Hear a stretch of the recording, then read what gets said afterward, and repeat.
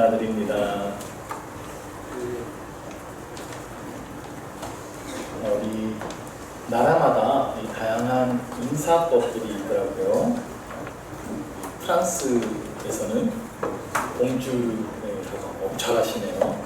좋은 하루라는 뜻이더라고요. 그래서 우리도 뭐 좋은 하루 보내세요 이렇게 종종 인사를 하죠. 그런 의미입니다. 그리스에서는 보니까 야사스 이렇게 인사를 한대요. 이것은 건강하십시오라는 뜻입니다. 그렇죠? 건강이 참 중요하잖아요. 이 나라 사람들도 건강을 참 중요하게 생각하는 문화일 것 같아요. 우리나라에서는 예전에 종종 식사하셨어요? 뭐 진지 잡수셨어요? 이렇게 인사했습니다. 그만큼 밥 먹는 것이 참 어려웠던 시절이었다고 볼 수도 있고요.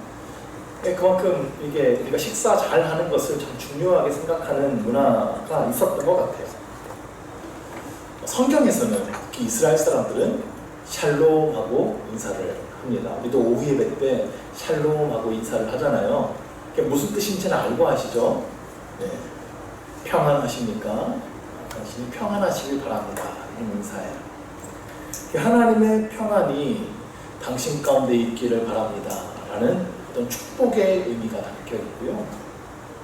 또 여기서 이 평안은 단순한 마음의 평안만을 뜻하는 것이 아닙니다. 몸의 건강, 관계의 화평, 또 경제적인 안정, 영적인 온전함까지 우리 삶의 모든 부분에 평안하기를 바라는 그러한 인사예요. 우리도 안녕하세요 라고 인사하잖아요. 삶의 안녕을 묻고 안녕을 기원하는 그런 인사말이죠. 그 의미가 샬롬하고 상통한다고 할 수도 있습니다. 우리가 이렇게 평안과 안녕을 기원하면서 살아가는데요. 사실 우리가 세상에서 이러한 평안과 안녕을 누리며 살기가 참 힘이 듭니다. 워낙 전쟁 같은 삶을 살고 있지 않습니까?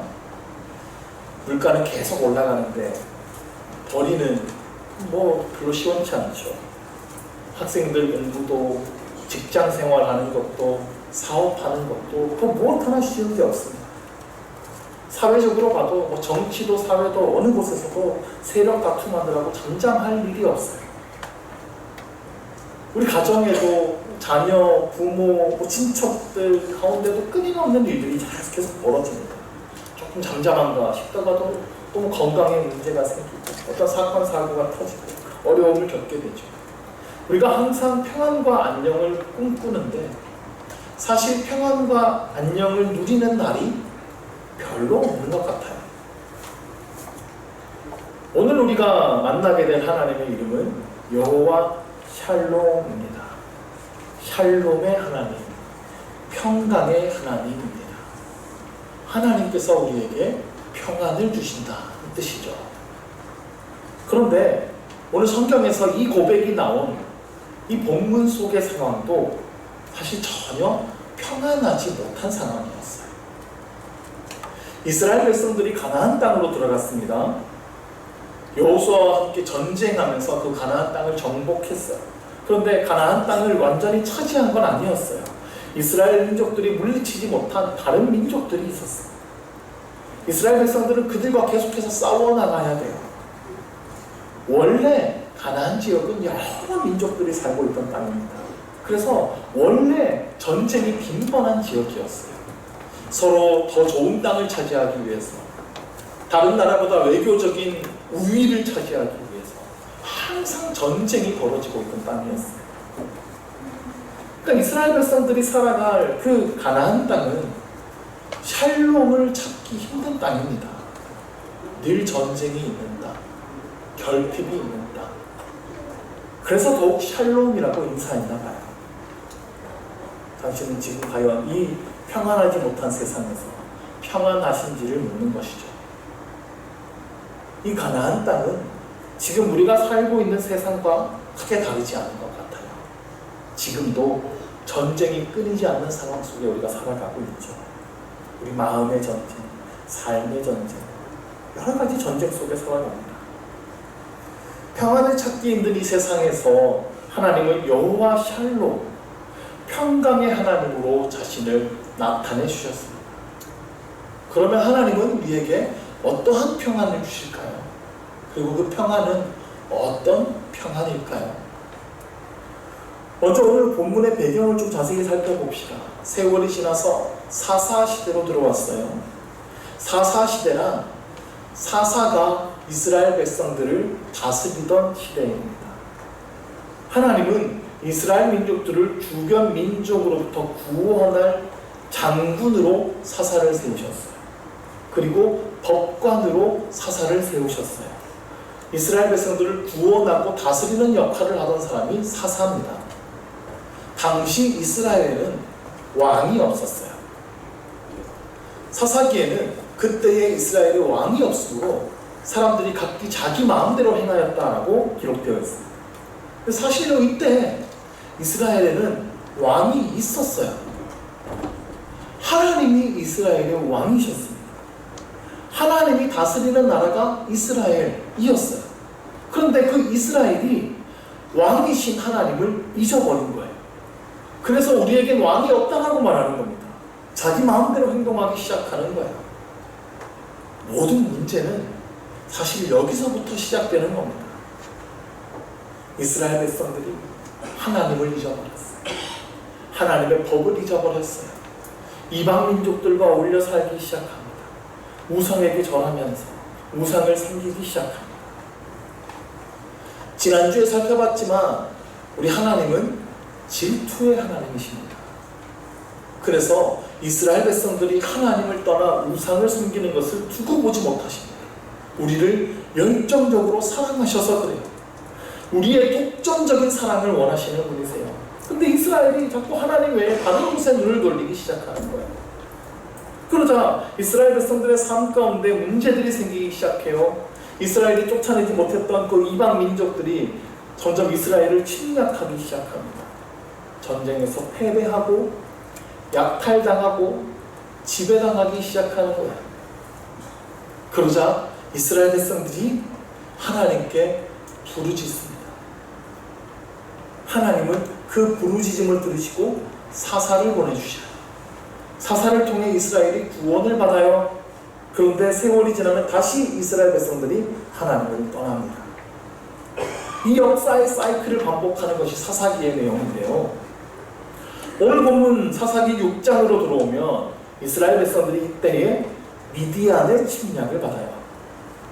미디안은 이스라엘 백성들을 7년 동안 침략합니다. 7년 동안 이스라엘 백성들이 이 미디안에게 번번이 패배하는 거예요. 그러자 이스라엘의 꼴이 말이 아니게 되었는데 6장 2절에 그때 당시 이스라엘의 모습을 이렇게 기록했습니다. 미디안의 손이 이스라엘을 이긴지라 이스라엘 자손이 미디안으로 말미암아 산에서 웅덩이와 굴과 산성을 자기들을 위하여 만들었습니다. 계속해서 그들의 집이 약탈을 당하니까 집을 버리고 산으로 도망간 거예요. 산에 있는 동굴에 숨어서 살기 시작합니다. 집을 버리고 그 산 속에 도피처를 만들어서 거기서 숨어 살기 시작하는 거예요. 그러니까 이게 얼마나 비참한 삶의 모습이에요. 그래도 이들이 먹고는 살아야 될 거 아니에요? 당시에는 농사를 지어서 먹고 살거나 아니면 목축을 해서 먹고 사는 게 주업이었어요. 3절과 4절에 이렇게 되어 있습니다. 이스라엘이 파종한 때면 미디안과 아말렉과 동방 사람들이 치러 올라와서 진을 치고 가사에 이르도록 토지소산을 멸하여 이스라엘 가운데 먹을 것을 남겨두지 아니하며 양이나 소나 나귀도 남기지 아니하니. 자, 이스라엘이 파종을 하면 이 미디안과 주변 민족들이 쳐들어오는 거예요. 파종이 뭐예요? 씨앗을 심는 거잖아요. 씨앗을 심고 이게 이제 줄기가 좀 올라올 때가 되면 이들이 쳐들어와가지고 그 농작물을 다 망쳐놨다는 겁니다. 그러니까 이거 얼마나 나쁜 행동이에요. 추수하고 나서 그거 좀 뺏어가는 거야. 그게 졌으니까 그렇다 하는데 이거 뭐 열매가 있기도 전에요. 씨가 올라오는데 그 씨를 말려버리는 거예요. 이스라엘 사람들이 먹을 것을 남겨두지 않겠다라고 하는 사악한 행동이죠. 양과 소와 나귀도 남기지 않았다 그랬습니다. 이스라엘 가축을 전부 죽이거나 빼앗아갔다는 거예요. 그러니까 이스라엘 사람들을 완전히 굶어 죽이라는 작전 같습니다. 이들을 망하게 하려는 작전이에요. 이스라엘 민족들은 지금 하나님께서 약속하신 그 가나안 땅, 약속의 땅에 들어와 있어요. 젖과 꿀이 흐르는 땅이라고 하는 그 하나님께서 주신 땅이에요. 홍해를 건너고 그 광야를 지나서 치열한 정복 전쟁을 치르면서 얻은 땅이에요. 그런데 그 땅에서 지금 이스라엘 백성들이 너무나 비참한 모습으로 살고 있어요. 이게 참 기가 막힌 상황입니다. 어쩌면 이것이 오늘날 우리의 모습과 비슷하지도 않을까 생각해 봤어요. 우리가 예수님 믿으면 복 받는다고 다 배웠어요. 하나님 안에는 분명한 풍성한 은혜가 있어요. 하나님은 우리를 지켜주시는 분이세요. 복을 주시는 분이세요. 기도하면 응답해 주세요. 근데 왜 우리는 지금 이렇게 살고 있습니까? 아니 뭐 돈을 얼마나 벌었냐, 얼마나 성공했냐, 이건 일단 뒤로 하고요. 우리는 과연 그 하나님 안에서 평안하게 살아가고 있습니까? 그 은혜의 풍성함 속에서 감사하게 살아가고 있습니까? 아니면 혹 원망과 불편만 가득하지는 않습니까? 삶의 기쁨은 없고 감사는 사라지지는 않았습니까? 예수를 믿는데 세상에서는 여전히 이리저리 치이고 세상으로부터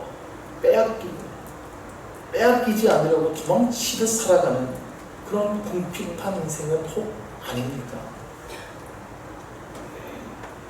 그러면 원인이 과연 뭘까요? 오늘 1절 말씀은 분명히 그 원인을 말씀하십니다. 다 같이 한번 읽겠습니다. 이스라엘 자손이 또 여호와의 목전에 악을 행하였으므로 여호와께서 7년 동안 그들을 미디안의 손에 넘겨주시니. 이스라엘 자손이 악을 행하였기 때문에, 또 여호와 앞에서 악을 행하였기 때문에. 10절은 이렇게 기록합니다. 내가 또 너희에게 이르기를 나는 너희의 하나님 여호와이니 너희가 거주하는 아모리 사람의 땅의 신들을 두려워하지 말라 하였으나 너희가 내 목소리를 듣지 아니하였느냐. 하나님은 그 가나안 땅 사람들을 두려워하지 말라고 하셨어요. 그 신들을 섬기지도 그 신들 앞에 절하지도 말라고 하셨어요.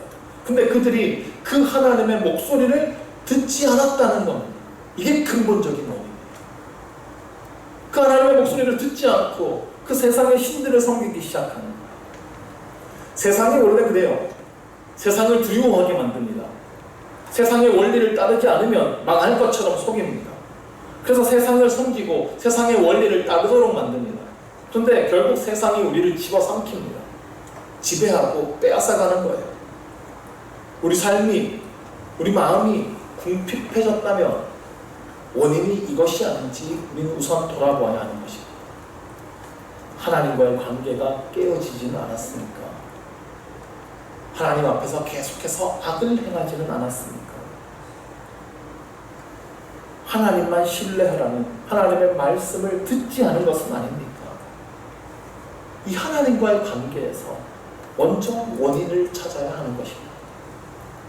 하나님은 언제나 우리가 돌이키기를 원하시는 분이세요. 우리가 언제든 돌이킨다면 회복의 은혜를 주시는 분입니다. 하나님은 그렇게 우리를 지금도 기다리고 계심을 믿으시기 바랍니다. 6절입니다. 이스라엘이 미디안으로 말미암아 궁핍함이 심한지라 이에 이스라엘 자손이 여호와께 부르짖었더라. 이스라엘의 궁핍함이 심해졌어요. 그러자 이스라엘이 드디어 이에 여호와께 부르짖었어요. 이게 중요한 거예요.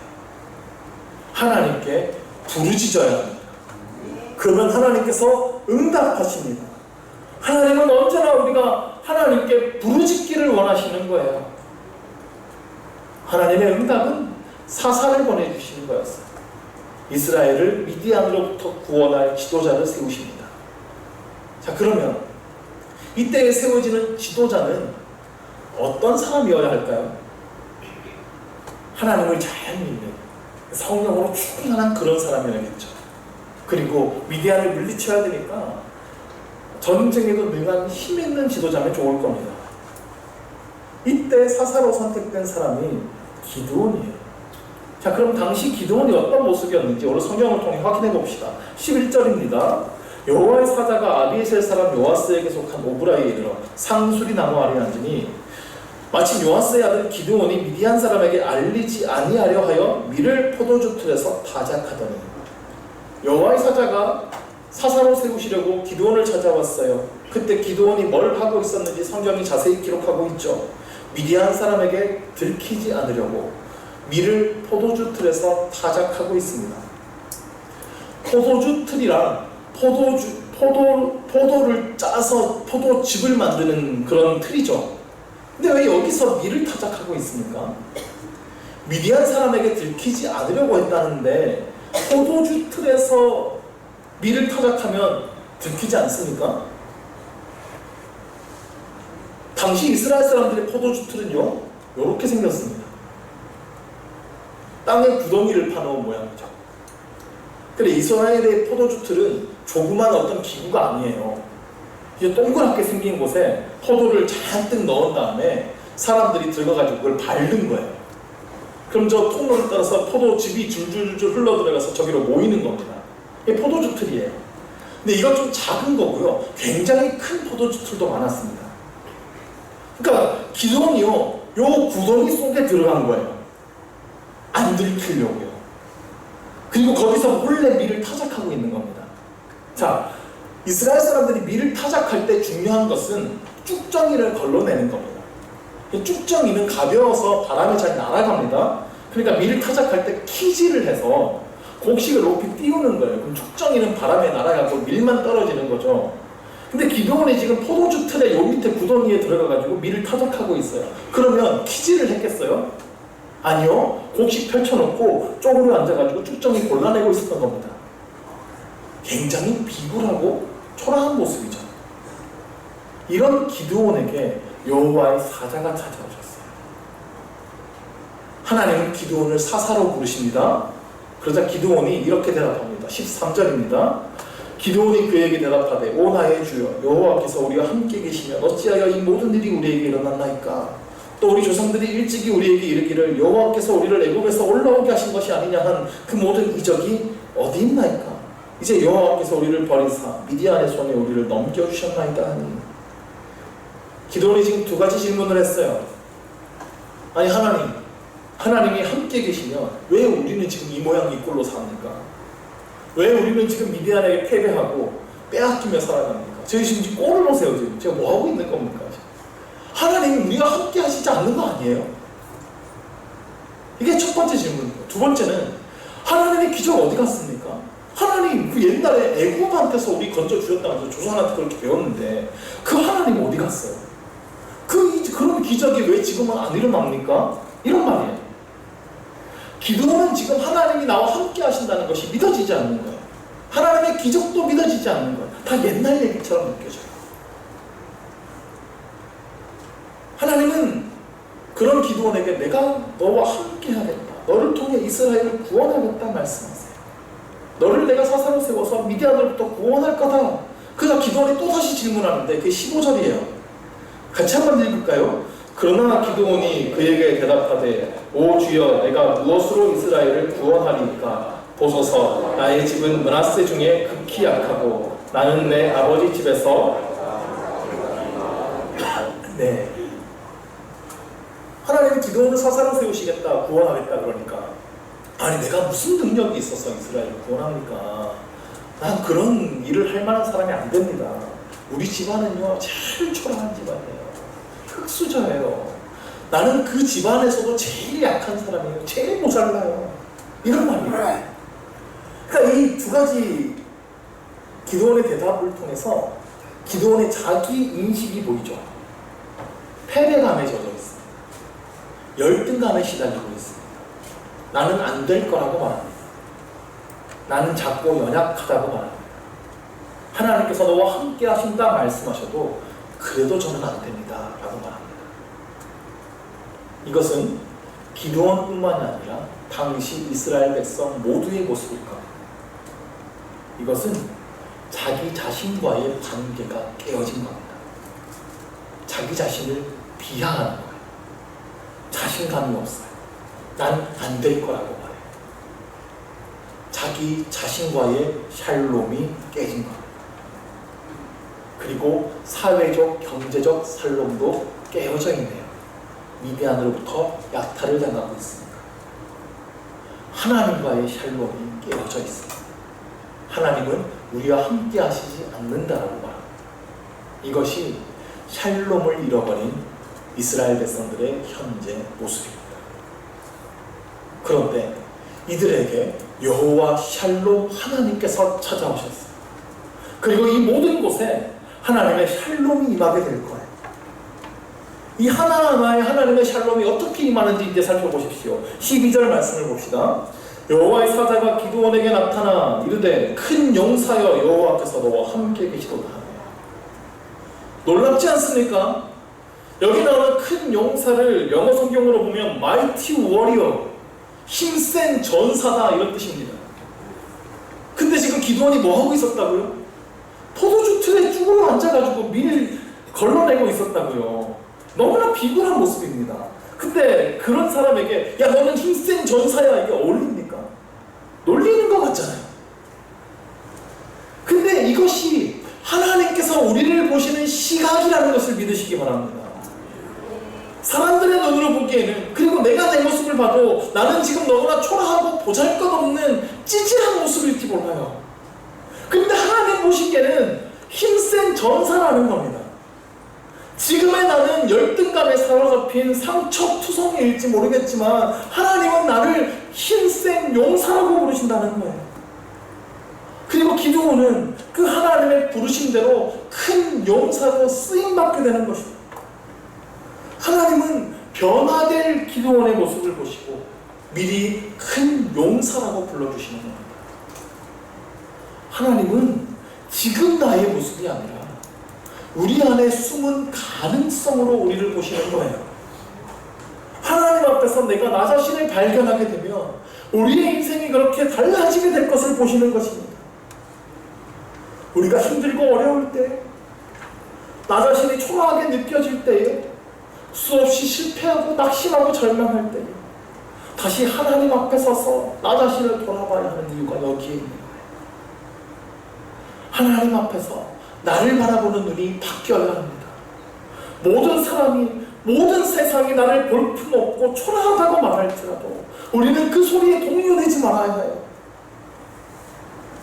우리가 이 땅을 사는 동안 나 자신이 초라해 보일 때가 많아요. 세상의 풍파 앞에서, 세상의 두터운 그 벽 앞에서 나는 아무것도 할 수 없는 것 같은 무력감을 느낄 때가 많아요. 그때 가장 먼저 나 자신과의 샬롬이 깨어지게 되는 거예요. 그때 우리는 하나님 앞에 서서 여호와 샬롬 하나님을 만나야 하는 것입니다. 하나님은 절대 우리 자신을 초라하게 보지 않으십니다. 내가 실패했든 절망했든 세상 사람들이 보기에 너무나 비굴한 모습으로 살아가고 있든 그러한 모습으로 우리를 보지 않으세요. 하나님께서 만드신 본래의 우리의 모습으로 우리 자신을 바라봐 주신다는 겁니다. 하나님을 만나 다시 변화될, 회복될 큰 용사의 모습으로 우리를 보신다는 거예요. 우리를 큰 용사라고 불러주십니다. 그 하나님의 음성을 들을 때에 우리가 나 자신과 화해하게 되는 것입니다. 비로소 패배와 열등감에서 벗어나게 되는 것입니다. 하나님께서 나와 함께 하신다라고 하는 자신감을 가지고 나는 하나님의 형상으로 지음받았다라고 하는 이 믿음을 가지고 당당하게 살아가는 저와 여러분 될 수 있기를 주의 이름으로 축원합니다. 하나님께서는 기드온에게 약속하셨어요. 우리에게 약속하신 말씀으로 믿고 16절 말씀을 함께 읽습니다. 여호와께서 그에게 이르시되 내가 반드시 너와 함께 하리니 내가 미디안 사람 치기를 한 사람을 치듯 하리라 하시니라. 아멘. 하나님은 우리와 함께 하신다라고 약속하셨어요. 기드온과 함께 하셔서 그 미디안 민족을 치는 것을 한 사람 치듯 할 것이다 라고 말씀하세요. 근데 기드온은 그냥 안 믿어져요. 미디안 민족이요? 너무 강한데요. 우리 7년 동안 졌는데요. 나는 너무 연약한데요. 미디안과 싸울 용기도 나지 않는데요. 그런데 이때 기드온이 딱 하나 잘한 게 있어요. 17절입니다. 기드온이 그에게 대답하되 만일 내가 주께 은혜를 얻었사오면 나와 말씀하신 이가 주 되시는 표징을 내게 보이소서. 기드온이 지금 하나님의 사자에게 하는 말이 뭐냐면, 지금 저한테 그렇게 말씀하시는 분이 진짜 하나님 사자 맞아요? 그거 하나님 말씀 맞아요? 라는 거예요. 맞으면 그 표징을 좀 보여달라는 겁니다. 그 하나님 말씀 맞는지 아닌지 표징을 좀 보여달라는 거예요. 증거를 보여달라는 거예요. 내가 안 믿어지니까 믿을 수 있게 해달라는 거예요. 이게 하나님께 너무 버릇없는 행동 아닌가? 버릇없는 기도 아닌가 생각되실 수 있어요? 아니에요. 이건 매우 좋은 태도입니다. 이건요, 믿어지지 않으면서 믿는 척하는 것보다 훨씬 나은 거예요. 안 믿어지는데 아멘, 믿습니다 하는 것보다 이게 나아요.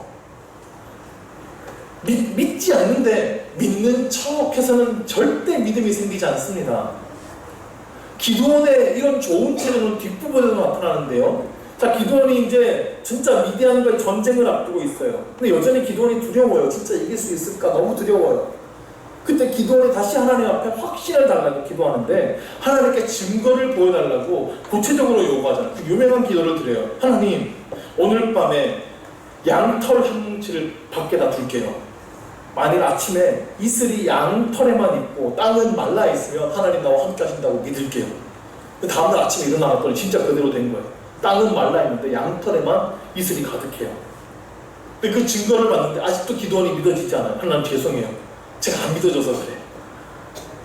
양털이 원래 물을 잘 흡수하니까 양털에만 물이 그냥 있었던 자연적 현상일 수도 있는 거잖아요. 하나님, 내일은 양털은 마르고 땅에만 이슬이 있게 해주세요. 그럼 제가 믿어볼게요. 근데 다음날 일어났더니 또 그대로 돼 있는 거예요. 우리가 하나님 말씀 믿어지지 않는 건 그럴 수 있어요. 안 믿어지는 걸 어떻게 해요? 근데 못 믿으면서 믿는 척 하고 있는 게 더 문제예요. 그리고 뒤에 가가지고 딴짓하는 게 제일 큰 문제예요. 안 믿어지면 믿어지지 않는 그 모습 그대로 하나님께 나아가야 되는 겁니다. 하나님, 내가 안 믿어진다. 그러니까 믿음을 달라고 믿어질 때까지 기도해야 되는 겁니다. 안 믿어지는데 난 믿음이 없나 봐. 왜 그러고 가만히 있습니까? 두려워서 싸울 용기가 나지 않는데 왜 그냥 난 안 되나 봐. 그러고 가만히 있습니까? 말씀대로 순종하면 손해볼 것 같아가지고 두려운데 왜 그냥 고민만 하고 가만히 있습니까? 걱정되면 기도해야죠. 믿음이 흔들리면 그 믿음 그대로 기도해야죠. 기드온도 하나님의 말씀이 믿어지지 않았어요. 근데 그 흔들리는 믿음, 연약한 믿음을 그냥 두지 않았어요. 하나님께 기도하는 거예요. 확신을 달라고 기도하는 거예요.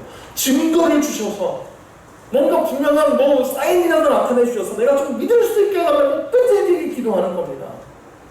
자기가 생각해도 아직도 내가 안 믿어지는 게 한심해 보일지라도 믿어질 때까지 기도하라는 겁니다. 우리는 믿음이 있어야 세상을 이길 수 있는 거예요.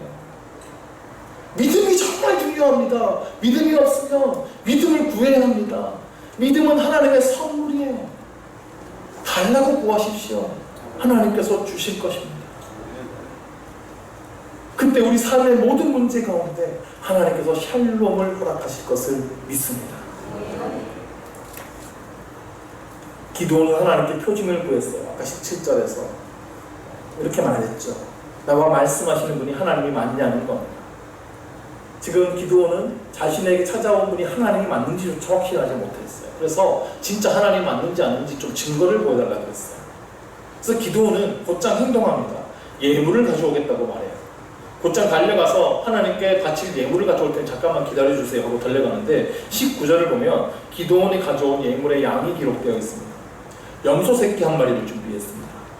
가루 한 에바로 무교병을 만들었습니다. 여기서 가루는 밀가루고요. 한 에바는 20kg. 그러니까 밀가루 한 포대 가져다가 떡을 만든 거예요. 통도 커요. 고기도 소쿠리에 담았어요. 국도 끓여서 양푼에 담아왔어요. 굉장히 많은 양이죠. 이상한 게 있어요. 아까 이스라엘 백성들의 궁핍함이 심한지라고 했어요. 어디서 났어요 이거? 이야, 기드온이 잘 짱박아 놨나봐요. 그러니까 지금 궁핍한데 이만큼을 가져왔으면 기드온이 자기 전 재산을 다 가져옮길 수 있습니다. 먹을 것이 궁핍한 상황인데 하나님의 사자에게 자기 있는 모든 걸 닫아줘요. 왜요? 정말 확인하고 싶어요. 진짜 하나님인지 아닌지. 할 수 있는 최선을 다해서 지금 이것을 확인하고 싶은 거예요. 하나님께서는 기드온의 이 헌신을 받으셨어요. 21절을 보시죠. 여호와의 사자가 손에 잡은 지팡이 끝을 내밀어 고기와 무교병에 대니 불이 바위에서 나와 고기와 무교병을 설랐고 여호와의 사자는 떠나서 보이지 아니한지라. 여호와의 사자가 지팡이를 제물에 대자 바위에서 불이 나와 제물을 살라버렸어요. 하나님께서 그 제물을 받아주셨다라는 것을 나타내십니다. 불은 하나님의 임재를 상징합니다. 기드온은 그 자리에서 하나님을 만난 것입니다. 그런데 기드온이 두려워 떱니다. 그 시대 사람들은 하나님을 만나면 죽는다고 생각했습니다. 죄악된 사람이 거룩하신 하나님을 만나면 심판받기 때문에 그래요. 그런데 하나님께서 기드온의 그 마음을 아시고 어루만져 주세요. 23절에서 여호와께서 그에게 이르시되 너는 안심하라 두려워하지 말라 죽지 아니하리라. 여기서 안심하라 라고 하는 말이 샬롬. 내가 너를 심판하지 않는 것이다. 너의 죄를 묻지 않는 것이다. 하나님과 기드온의 관계가 샬롬의 관계가 되었음을 말씀해 주시는 거예요. 기드온은 그 자리에서 제단을 쌓고 여호와 샬롬 하나님을 고백합니다. 내가 하나님과 평강하게 되었다라는 것을 고백하는 것이죠. 하나님은 약속대로 기드온과 함께 하셨어요. 기드온을 통해 미디안을 물리쳐 주십니다. 34절이 이렇게 증거합니다. 여호와의 영이 기드온에게 임하시니 기드온이 나팔을 불매 아비에셀이 그의 띠를 따라 부름을 받습니다. 여호와의 영이 기드온에게 임했어요. 기드온이 성령의 충만을 받은 것입니다. 기드온이 전투를 알리는 나팔을 불자 기드온을 따르는 사람들이 생깁니다. 그들과 함께 군대를 일으키고 미디안을 물찌릅니다. 이스라엘 민족들은 드디어 평안을 찾게 되었어요. 기드온에게 여호와의 영이 임하였기 때문입니다. 요한복음 14장 26절을 보면 보혜사 곧 아버지께서 내 이름으로 보내실 성령에 대해 말씀하십니다. 성령께서 우리와 함께 하시고 충만하게 하실 것을 약속하시는데 그 바로 다음 도전인 27절에는 이렇게 되어 있어요. 다 같이 한번 읽습니다. 평안을 너희에게 끼치노니 곧 나의 평안을 너희에게 주노라. 내가 너희에게 주는 것은 세상이 주는 것과 같지 아니하니라. 너희는 마음에 근심하지도 말고 두려워하지도 말라. 아멘. 예수님이 우리에게 참된 평안을 주신다 약속하셨습니다. 보혜사 성령을 우리에게 보내주셔서 우리에게 평안을 주십니다. 그 주님이 주시는 평안은 세상이 주는 것과 같지 않다고 그랬어요. 내가 하는 일이 잘 되고 뭐 돈을 많이 쌓아두어서 오는 그런 세상의 평안이 아닙니다. 하나님께서 나와 함께 하신다는 사실에서 오는 평안이에요. 이 평안은 성령으로 충만할 때 누릴 수 있는 것입니다. 성령으로 충만할 때 예수님께서 주시는 참된 평안함을 얻을 수 있는 것입니다. 그러므로 하나님의 함께 하심이 샬롬의 비결인 것입니다.